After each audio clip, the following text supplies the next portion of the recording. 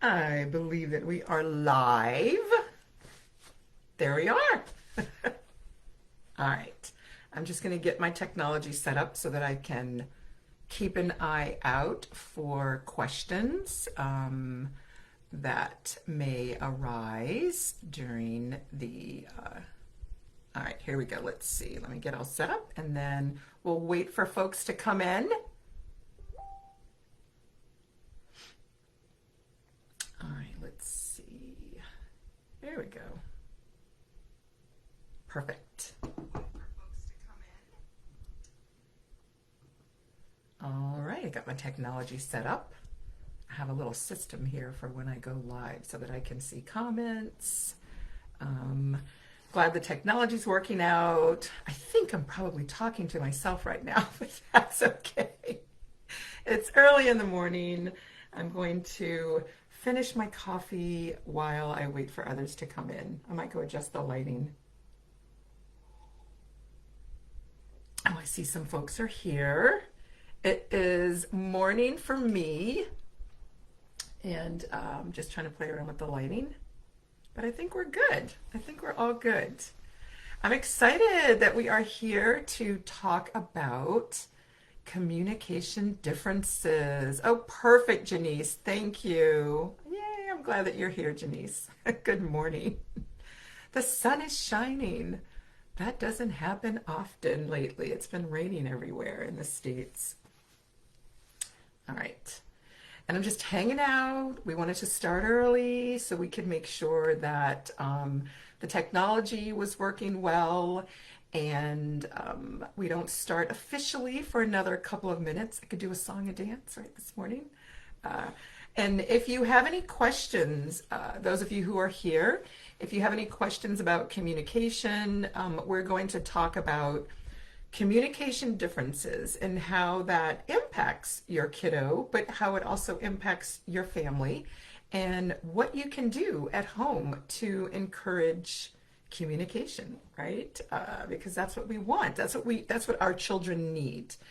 They need communication. Good morning, Mercy. It's afternoon where you are. I know we're all on different time zones, but it's all good. That's what makes the internet so wonderful. And this webinar, before I go into introductions, just while we're kind of hanging out and I'm finishing my coffee, this webinar, my intent is for everyone to come away with a perspective of acceptance, with an understanding of the need to give our kids a little grace, and the understanding of needing to give ourselves a little grace when we get frustrated, because ultimately we all want to be able to communicate with our children, right? And we want our children to be able to communicate with us. But in order for that to happen, we have to shift our perspective. We have to do things a little differently because autistic individuals process differently. This little environment that we've set up is not always ideal for our kiddos and even into adulthood. So we just have to make some adjustments. All right, we are coming to the top of the hour, and I'm going to just give a little bit of time, just a little teeny bit of minute or two, because I do know that since I started a little early to make sure technology, but folks are rolling in, and I will start introductions at the minute after the hour. What else can I say to fill the time, right? There's always little tips. For those of you who are new to this journey, welcome. To those of you who have been on this journey for a while, welcome.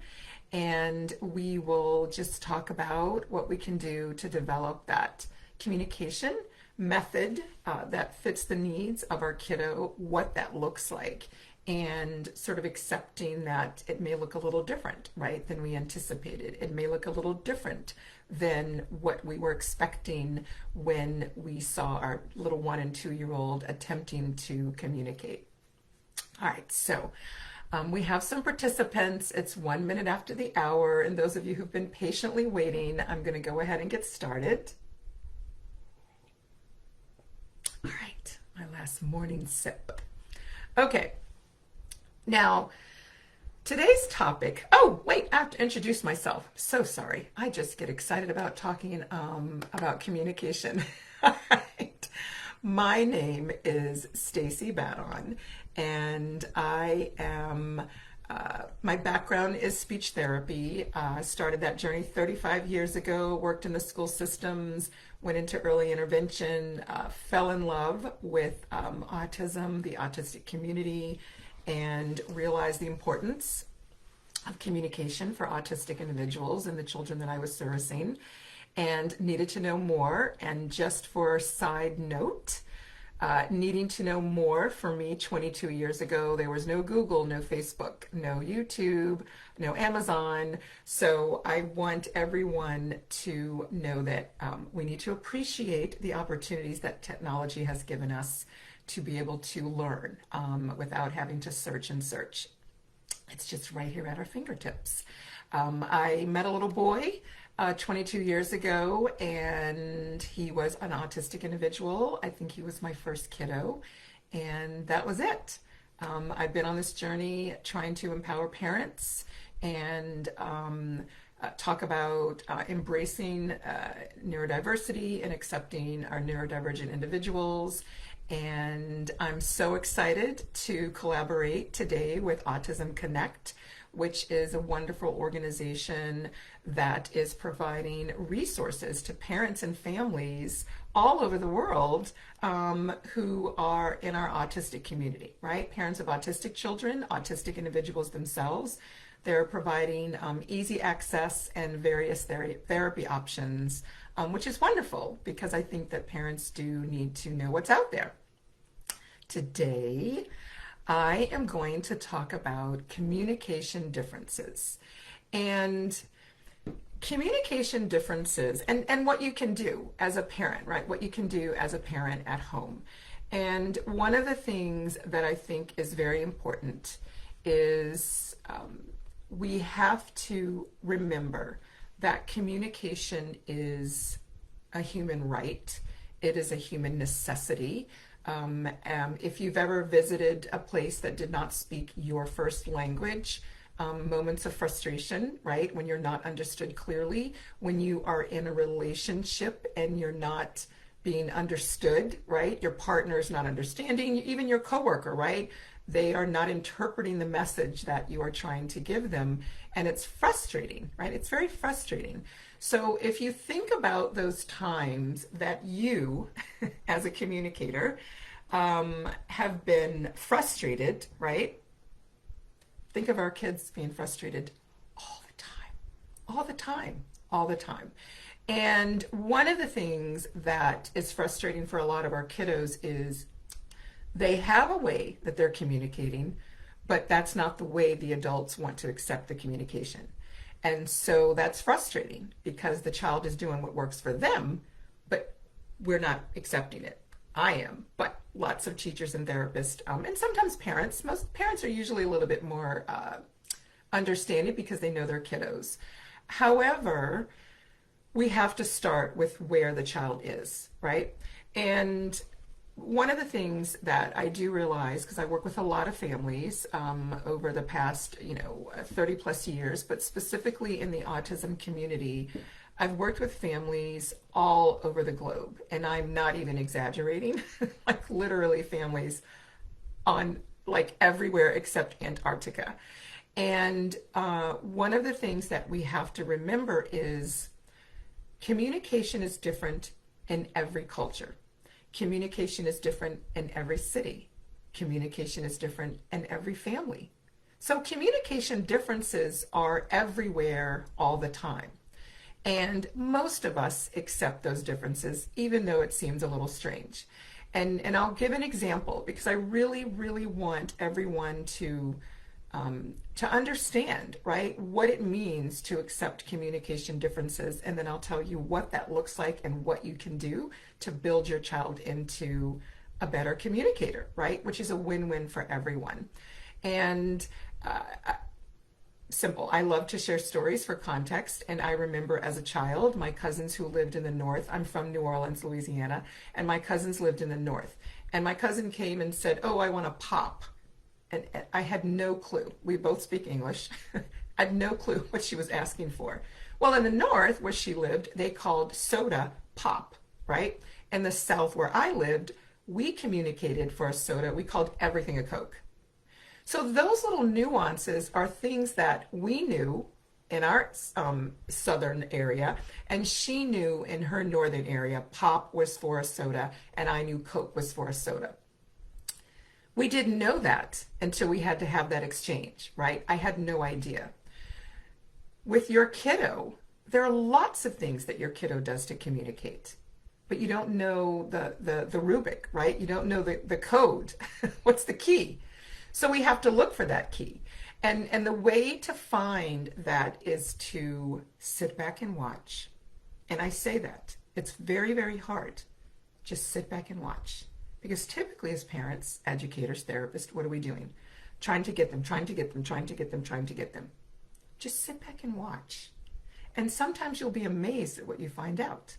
And you notice, oh, every time they want this item, they go to this, or they say this, or they show me this, right?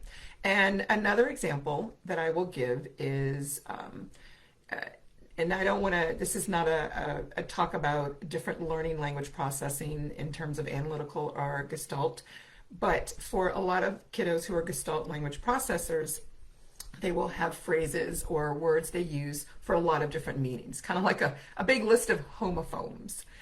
And there is a kiddo, and when he says shoes to his mom, he's really asking to go outside or go to the store, because his connection is, when I put on my shoes, I go out.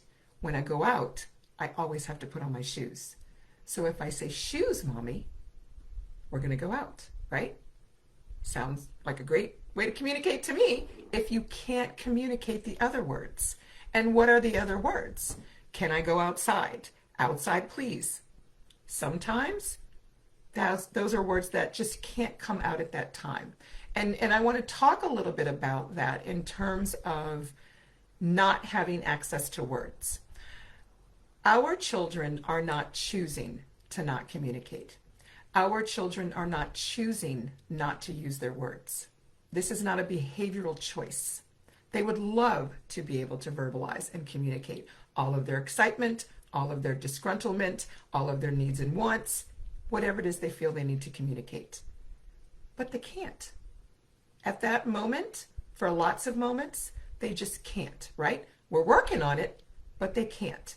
So while they are in that point of, I don't have access to my words, reliable access to my words all the time, consistently, we need to provide them with an alternative method of communication.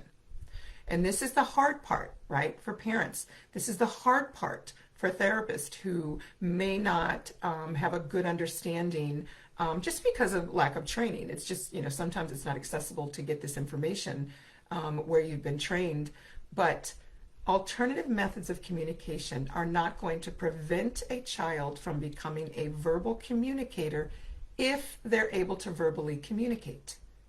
Remember, motor planning, apraxia, there's so many things that kind of get in the way of an individual becoming a verbal communicator. And even autistic verbal communicators love to use their device. Why? Because they don't always have access to their words. It's really that simple. They don't always have access to their words. So when your child, when you say, what do you want for snack? Do you want a banana or do you want an apple? And your child says nothing. And you say, see, they don't want to say it. I know they can say it. They've said it before. That's a natural instinct, right? We're frustrated. We're trying to get things done as a parent. Please know your child is not purposefully refusing to communicate. At that very moment, they just don't have access to their words. So if they have to point to the apple, if they have to point to the banana, it's okay. It doesn't mean the next time you can give them an opportunity to be able to use their words, right? And maybe that time they will have access to their words. Little side note, having access to your words really depends on your sensory regulation as well. So that's another webinar, conversation topic to talk about. But give your child grace and give yourself grace. It doesn't mean your child is refusing to, they're not being non-compliant. If your child is not able to answer verbally each time, if they're not even able to use their AAC device efficiently each time, sometimes they just can't. I truly believe when children can, they will. If they can't, what do we need to do to support their needs? So in regards to supporting their needs around communication, we have to look at communication differences in terms of how they can communicate differently if verbal is not reliable. That can be pictures. That can be sign language. We have wonderful AAC devices available. And I will just say to everyone who's listening, and this is my age, catching up with me, when I was a speech therapist 35 years ago, 20 years ago, 15 years ago, we could not just explore technology and giving an alternative way for children to communicate. We had to go through insurance. We had to get these big bulky boxes, these dino box, all these big bulky things that were only able to sit on a table, and that's the only way they could communicate was if it was at a table. And that was not something easily accessible. We all have access to alternative methods of communication. There are apps. Explore them. You don't have to get the expensive ones. Try with the ones that are free. Try with the ones that are just simple, right? Even just a choice board. If your child gravitates to technology, this is the key to a lot of individuals being able to communicate their needs, their wants, their frustrations, all of that. The part that we all have to do, those of us who are not autistic and not maneuvering the development of a communication method, we have to accept that it may have to look different. And that's okay. I remember when sign language was, whoa, right? We didn't think that people who couldn't hear knew anything. Yes, they do. Clearly they do, right?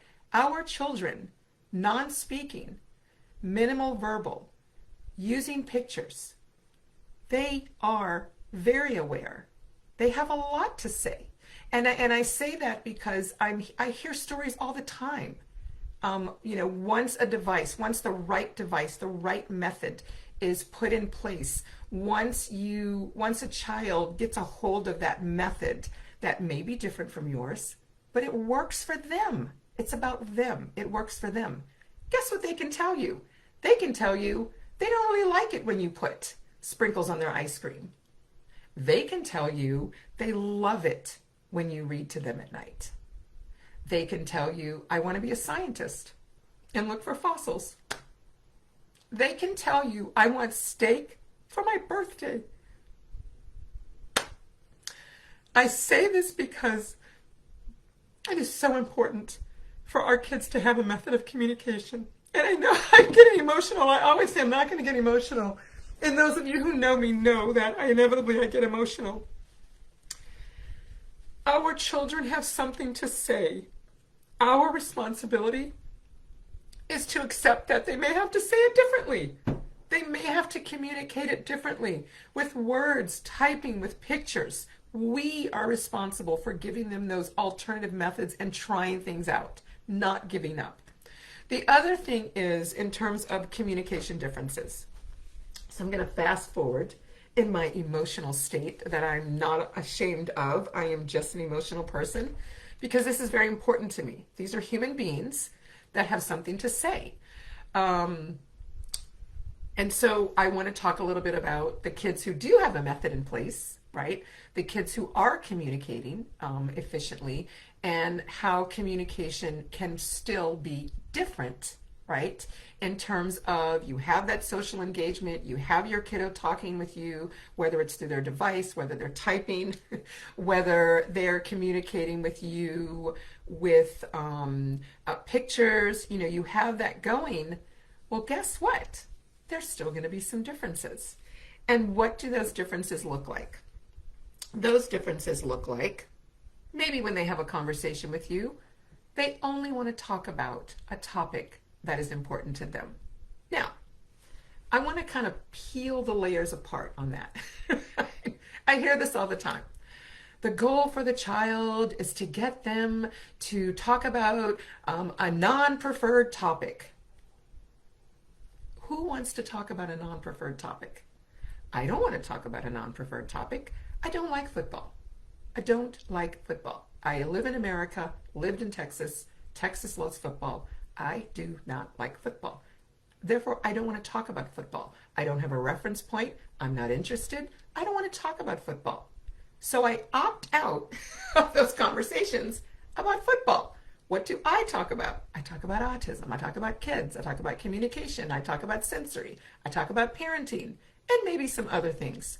So those are the things that I talk about. As an adult, I have the autonomy to choose who I communicate with, right? Our children do not. They're kind of stuck with where we bring them. Therefore, we have to allow them to communicate about the topic they are interested in because we are trying to help them build their communication and language. Although I think their language is there, we just don't get to see it all the time. And that's where we have to compromise. We have to meet them halfway. We have to not make it about, this is what I think they should talk about. And I know that there's pushback on, well, how are they going to make friends if they only talk about their topic? Well, they're going to make friends like all of us make friends. We make friends with people who have the same interest as us. So I don't have friends that love football. Well, I do. I just don't go to football games with them. But you all get my point. And so to help with the context of the message that I'm trying to present, I'm going to tell a couple of stories. And one story is about a young boy, I think he was 10. He loved HGTV. HGTV is a show that we have in the States that is people decorate houses, buy houses, all these different shows about houses. He loves decorating houses. So that's what he likes to talk about all the time, right? But he wanted to play with the other kids on the playground, and he wanted to play football. So we talked about it. We said, okay, this is what you're going to do. We came up with a plan, and I said to him, don't bring up HGTV. Just play the game, right? Once you get in, just play the game. Well, he gets in the game, he's playing the game. I don't know, the ball went, pause in the game as soon as there was a slight pause because he wanted to connect. And of course, as all of us do, we connect based on something that's important to us, right? And something we know. So what did he do? He started talking about HGTV. And he asked the kid and he said, did you see that last episode of HGTV? And that was it. The kid was gone. He was out of the game and it was over, right? Oh my goodness, just watching it was painstaking for me, right? But funny at the same time because it is what it is. So now, yes, lesson learned. So now he knows he'll make adjustments the next time, right? And if he decides, I don't want to play football because no one wants to talk to me about HGTV, that's his decision, right? Just like I choose not to go to the football games. Another scenario that will give the perspective of how we can make adjustments in order to accept communication differences so that we can build relationships and have social engagement.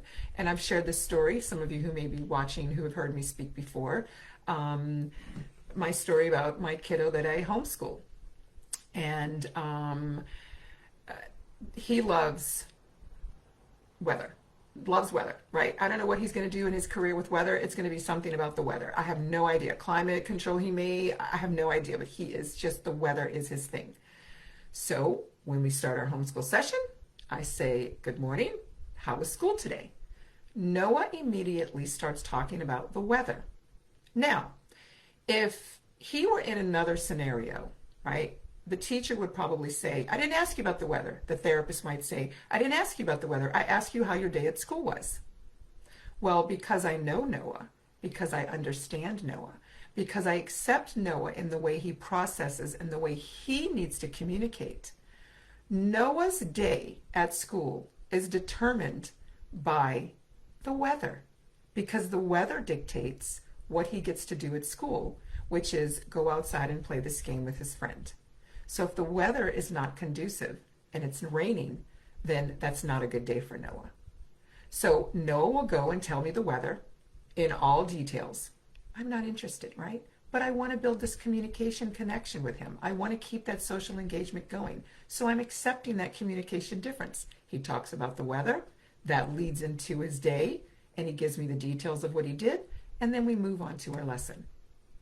That is how we build communication, social engagement, connecting. You know, I see all these things on social media, which is great, right? We're bringing awareness.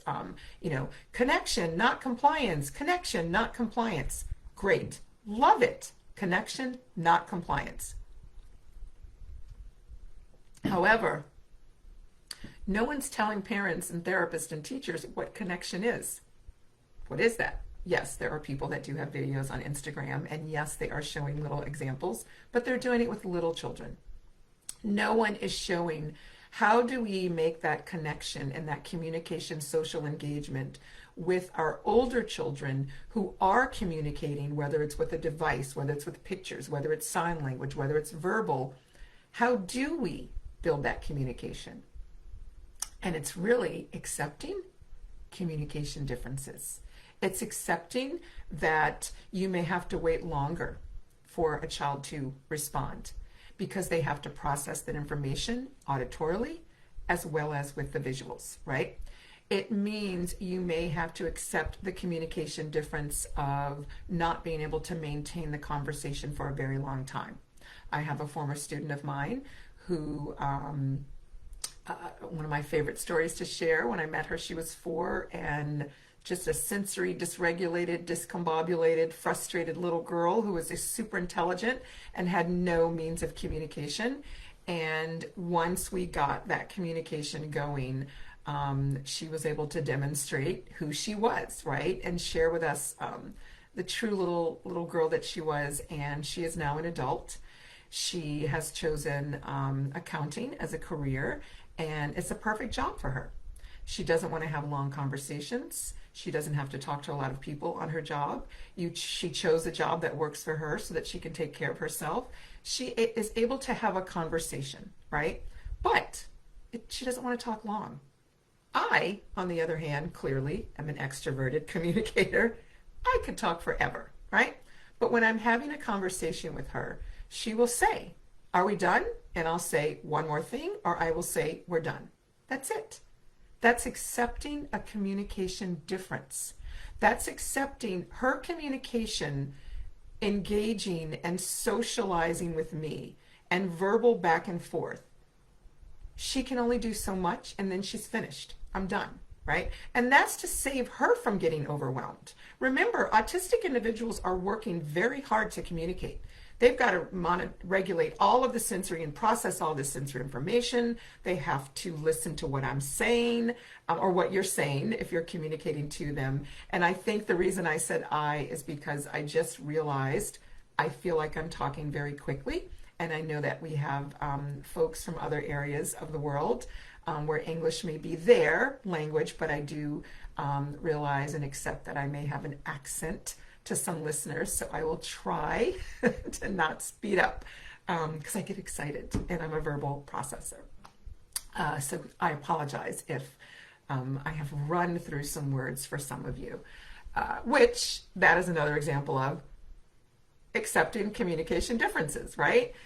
Those of us who can communicate a little easier, right?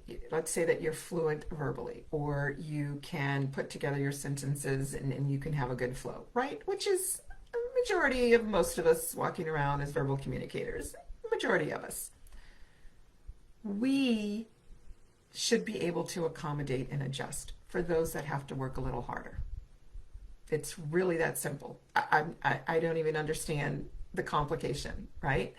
If we know our children are working hard to communicate, if we know our child communicates differently using a device or sign language or pictures and that works for them, we have to work with that because that is their ticket. That is the key to independence, to choosing the life they want, to choosing the job they want, choosing the career they want. It is.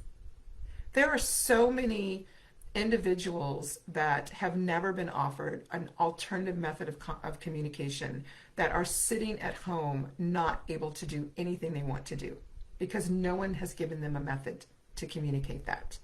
And then we wonder why it's behavioral.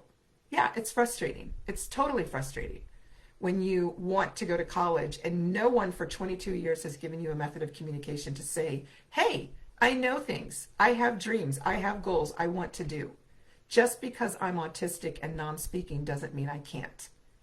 And that is where we have to start moving in the direction and supporting our children. You guys as parents you are the ones that can shift this narrative around autism and communication. You are the ones. Because when we walk with pride with our children, no matter how they do things, it shifts the way everybody else perceives your child. It does. All right. So with that said, what can you do at home? All right. What can you do at home?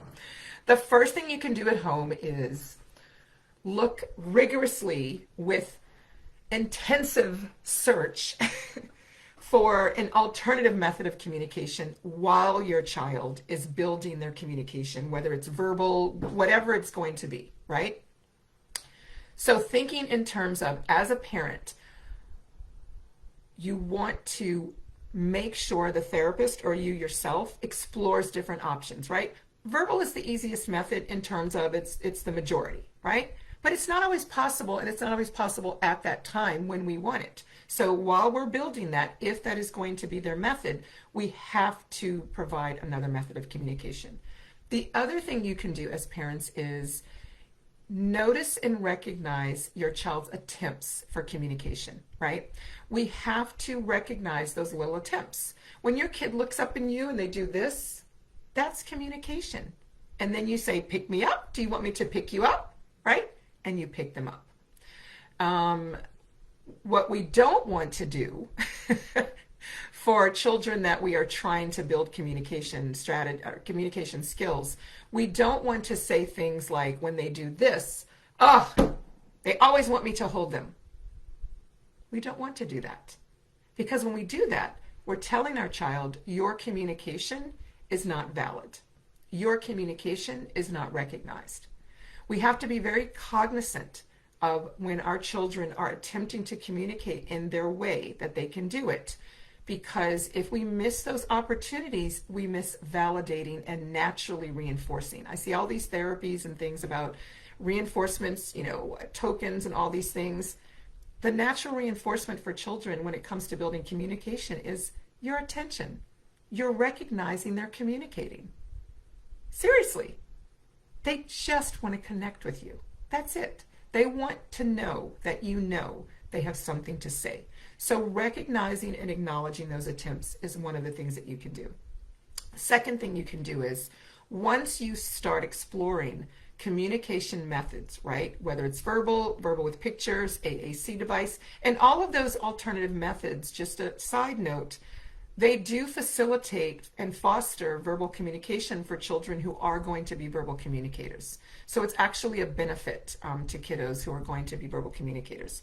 But thinking in terms of when you are, and I just lost it.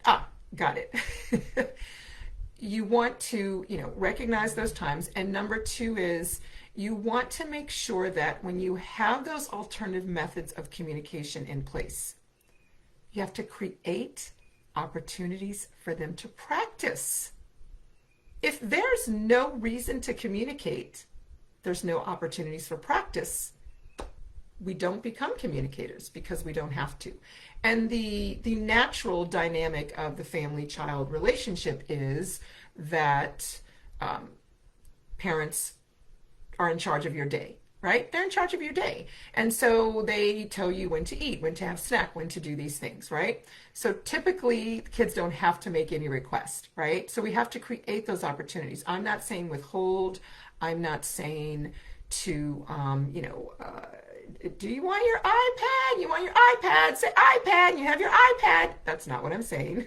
I'm saying you want to, we call it limiting access. And we used to call this in the speech therapy world, sabotaging the situation, right? Just little things like maybe instead of the iPad being on the table accessible, it's on the table, but it's in a box that's hard for them to open. So then what do they have to do? They have to communicate, tell you to open or ask you to help or say, I want iPad, right? That's a simple way, right? There's lots of ways that you can do that.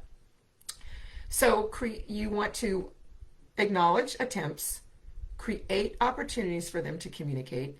You want to accept that it may look different, and that's okay. You want to also decipher those little, that little code, right? Like I will have some of my parents make like a little cheat sheet. Like shoes means outside. Cup means go, cup means not drink, right? Cup means the table for puzzles, because every time they did puzzles, they got to have juice in their cup. You know, there's different things. Our kids connect things. Autistic individuals have different processing connections that sometimes we aren't privy to because, of course, it's in their neurology thinking. But those connections they use as communication, right? When they use scripts, accept those scripts, work with that, right? You can build on that. If they pull scripts from movies or YouTube to communicate, like sometimes kids will say things like, it's time to get out of here, right? Which is this character on a show, right? And that's what he always says, it's time to get out of here. And kids will say that and script that, and they're just communicating, all done, I'm finished, or I'm ready to go, right? But they're not able to put and formulate that together to say, I want to go, but they can pull that script because they've been scripting and practicing, and they have said, this is what I'm going to use because it's reliable. Remember, they're going to use the reliable methods because what? Words are not always accessible. Sometimes motor planning to point to the right picture is not always accessible. Communication is hard work for autistic individuals. I'm going to say this again. Communication is hard work for autistic individuals. So we have to accept those differences. We have to foster those differences. We have to embrace those differences. And I will close with the final thing that you can do as parents is work towards accepting those differences. Work towards accepting that sometimes you will be frustrated and give yourself grace. But go back to, my child needs to communicate so they can become independent and express their needs and wants and whatever else as they want to express. We want to remember that it's about what our child needs. And I know that's hard for a lot of us. And I one day want to sit down at the table and just have a really good discussion about cultural impact, because it is culturally, some culture, well, all cultures really, there's a lot of pressure on parents, right? Whether it's your sister-in-law, why isn't he talking? Whether it's your community or your culture, right? Or just expectations within your family dynamic. And if your child is not following what everyone considers to be what all children should do, you get pushback, right? And you get pushback and you feel lonely, right? You're by yourself because no one understands, right? No one understands. So you feel compelled to try to make your child fit into what everyone expects. So that's where we have to sit back and find a way to advocate for our children. We have to find a way to communicate to relatives and to teachers. We want to acknowledge their method of communication. We want to have a communication device available to them at all times if that is their method of communication. It is important. You need to advocate that everyone fosters and facilitates that communication that you're building and the strategies and methods that you're using. And that's not always easy. It's not always easy. So you have to find it within yourself, right? Get someone to go along that journey with you. And when you get one to go on that journey with you, you see one support system, whether it's your partner, the other parent, a relative, or a friend. The two of you do it. You demonstrate, you model advocating, accepting communication differences. Guess what? Other people around you will. They will. They really, really will. When I see it all the time, when parents are just enthusiastic about their child's communication, no matter what it looks like, whether it's sign language or using an AAC device, or whether their child is, using pictures to make choices. When parents are excited about it, the child is excited about it, and everybody gets excited about it. Yes, there are some outliers, but we're not concerned about them. We're concerned about the autistic individual, the child, teen, adult, who needs a way to communicate. And if they communicate differently, that's okay. Because communication difference is not an indication of lack of intelligence. I will say that again. Communication differences are not a connection to lack of intelligence. Autism is not an intellectual delay. Yes, you can be autistic and have other diagnoses, right? But intellectual delay, lack of, right, knowing, I know I hear that a lot, because they're not speaking or they're not communicating. People assume they don't know. They do. We assume competency. We accept communication differences. We work with it. We connect with our child in a way that works with them. And if we have to listen to them talk about the weather to tell us about their day, that's what we do, because that's what we want. Communication, social engagement. Often when children do that and you shut them down, you just told them what they have to say is not important. How does that feel? Think of how that feels when you're repeatedly told something of interest to you is not relevant and no one wants to talk about it. But they keep telling you, you need to communicate and have conversation with us. So think about it, all right? Communication differences. It looks different for each individual. We have to accept it. We have to connect with our children where they are with their interest, right? And I say that in terms of saying, I know I keep saying I'm going to finish and I'm watching the time. I have a few more minutes. When Noah, or let me rephrase it. When I listen to Noah talk about the weather and I accept that he needs to do that, that builds trust. So Noah's actually willing to listen to my random stories that I'm sure he's not interested in. But that's what we do when we connect and build a relationship. We listen to each other. Hi, Ritu. We listen. Our spouses, they tell us about stuff we're not interested in, but we listen, right? Because that's what you do for friends and relatives and people you care about. So for our children, if you give them the opportunity to share whatever they want to share, you build trust, which leads to social engagement, communication, because if you accept the way they communicate differently, and there's so many more things I can talk about and on communication differences, social nuances, there's so many things that I can go into. But I really just wanted to really give the message and help everyone know what they can do to build their child's communication. And that really starts with accepting that it may look different, providing what they need, advocating for them, and acknowledging their attempts at communication and building off of what they're interested in. And that's it. Then you have it. That's the secret. That's the secret. All right. Thank you all so much for participating. Thanks for the comments. I'm just going to check really quick to see if there are any questions.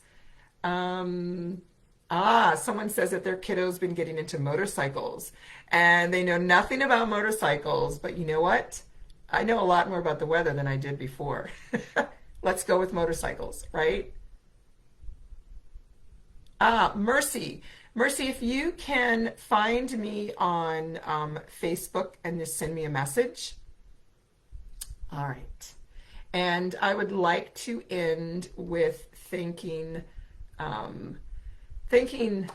Autism Connect for giving me this opportunity to share my thoughts, my strategies, my ideas based on my experiences with autistic individuals and my work as a speech therapist, because communication is so important. And thank you so much for allowing me to have this platform to share with those who participated and those who will watch the replay. And I think I'm going to end the video now. Everyone have a nice evening, a nice day, a nice weekend.